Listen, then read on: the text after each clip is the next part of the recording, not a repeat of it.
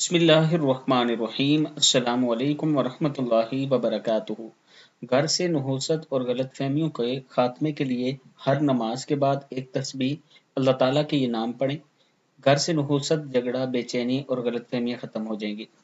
आपने अव्वल आखिर दुरूद शरीफ पढ़ना है। नमाज वाला जो दुरूद शरीफ है, अल्लाहुम्मा सल्लि अला मुहम्मद व अला आलि मुहम्मद कमा सल्लैता अला इब्राहीमा व अला आलि इब्राहीमा इन्नका हमीदुम मजीद। अल्लाहुम्मा बारिक अला मुहम्मद व अला आलि मुहम्मद कमा बारकता अला इब्राहीमा व अला आलि इब्राहीमा इन्नका हमीदुम मजीद।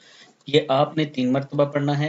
फिर या वदूदु या सलामु, या वदूदु या सलामु, ये एक तस्बीह यानी 100 मरतबा पढ़ना है। और उसके बाद अस्तगफिरुल्लाह 100 मरतबा पढ़ना है।